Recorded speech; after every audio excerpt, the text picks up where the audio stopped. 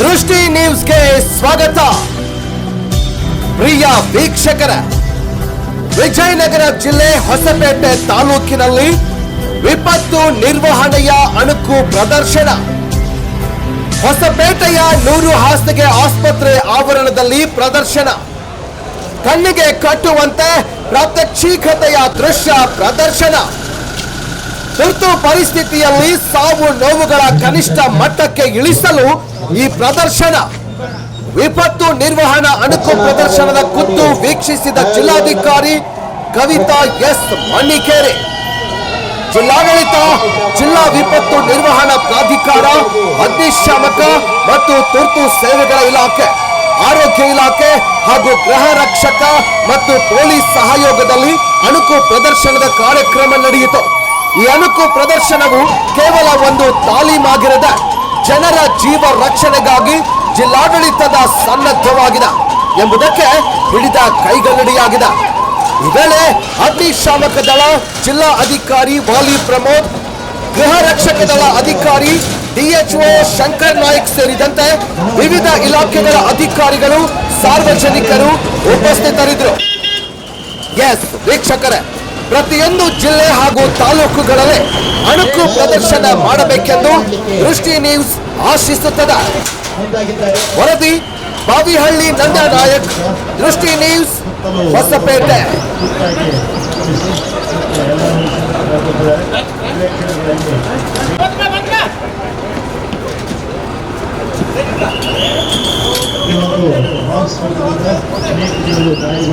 ಅದಕ್ಕೆ ಆರೋಗ್ಯ ಇಲಾಖೆಯವರು ಅವರನ್ನು ತಪಾಸಣೆ ಮಾಡಿದ್ದು ಅವರಿಗೆ ಸೀರಿಯಸ್ ಆಗಿರೋರಿಗೆ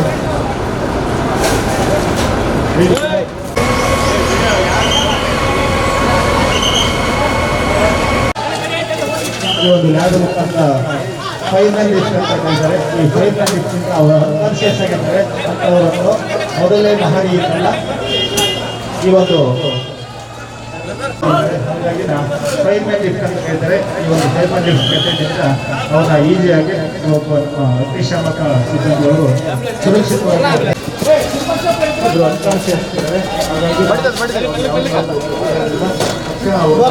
ಹಾಗಾಗಿ ಫೈಟಿಂಗ್ ನಿಧಾನವಾಗಿ ಗಾಯಗೊಂಡ ಅನ್ಕಾನ್ಶಿಯಸ್ ಗಾಯಾಳುವನ್ನು ಸುರಕ್ಷಿತವಾಗಿ ಉಳಿಸಿದ್ದಾರೆ.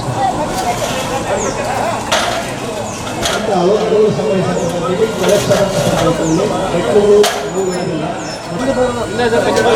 ಬಹಳ ಸೇಫ್ಟಿ ಮೊದಲನೇ ಮಹಡಿ ಮತ್ತು ಎರಡನೇ ಮಹಡಿಯಲ್ಲಿ ಈ ಒಂದು ರೀತಿಯಲ್ಲಿ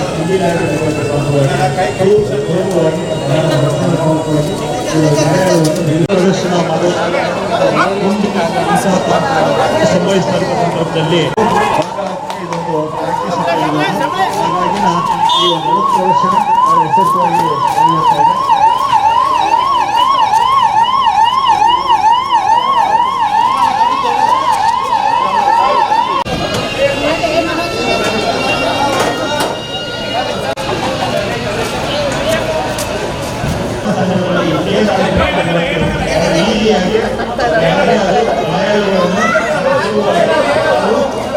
ಈಸಿಯಾಗಿ ಇಳಿಸಬಹುದು. ವಿಷಯ ಹಂತಕ್ಕೆ ಮೇಲೆತ್ತಿಸಬೇಕು.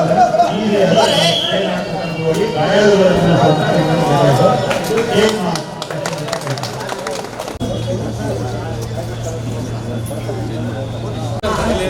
ತಗೊಂಡು ಹೋಗ್ಬೇಕು. ಅಣ್ಣ